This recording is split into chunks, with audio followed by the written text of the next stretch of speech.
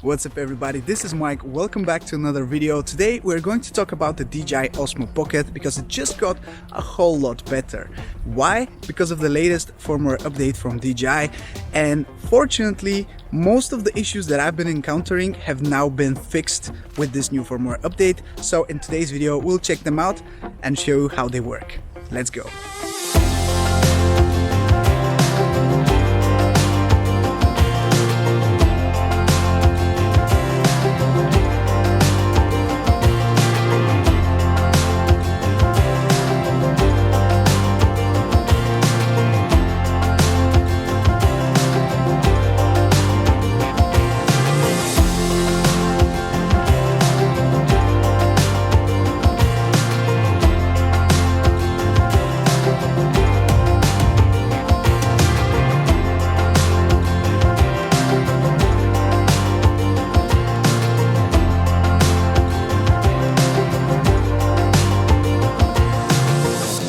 So what is new in this firmware update? Well, many things actually, but one of the most important thing is the fact that you can now use Pro Mode without having to use your phone. This is huge because this was honestly one of my biggest problems with the Osmo Pocket.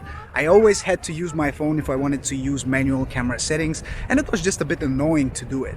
Now I'm using manual camera settings right now, and I'm just using the device by itself, so that allows me to be extremely comfortable by just using this small pocket-sized camera, and I really like this new feature. Like I said, Pro Mode is just amazing because you can easily use the small screen on the Osmo Pocket to change the shutter speed, the ISO, the white balance, anything that you want to change within the manual camera settings. You can do it from the display itself, and it's super convenient, very useful, and as a matter of fact it's not that hard with this small screen. It's not perfect, but it's much better than having to use your phone, so I'm perfectly happy with that. And as a matter of fact, I'm shooting with manual camera settings right now, so the footage should be looking good. I hope so. Let me know in the comment section below. By the way, all the footage that you're going to see is going to be shot in CineLike-D, and CineLike-D is now also available to shoot with, because before we only had the normal color profile for the Osmo Pocket. Now we can shoot in CineLike-D as well, and I love that because I love to color grade my footage. And I'm going to release a free LUTS for CineLike-D for the Osmo Pocket. You can check it out in the description. You can download it for free.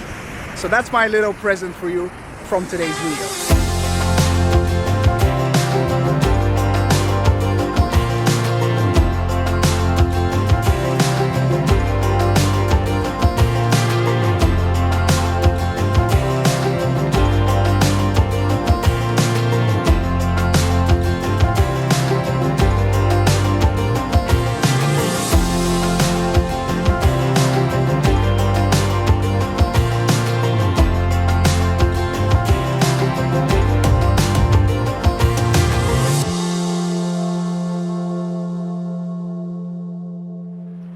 Some other features that have been fixed are the issues with the focus.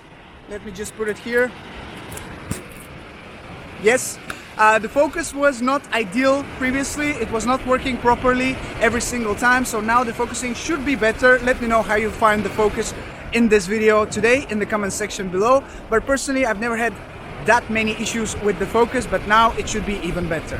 Another thing that has been improved is the face detection, so hopefully the device will detect your face much easier now and also focus on it a lot better. Speaking about focus, you can now easily switch between autofocus continuous or autofocus single from the screen of your Osmo Pocket, and that's huge if you want to quickly change them without having to use your phone. So to sum everything up, the new update fixes the focusing issues. You can now switch from autofocus single to autofocus continuous very quickly. We have CineLike-D that we can use on top of the normal color profile, so you can easily color grade your footage afterwards. Don't forget to check out my LUT in the description. It's free, so you can download it and use for your own DJI Osmo Pocket. And the biggest update, personally, I think it's the Pro Mode that we can now use without having to use a smartphone.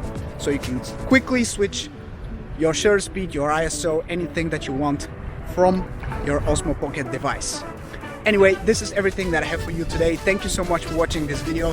This is Mike from Drone Supremacy. I'll catch you in the next one. Ciao.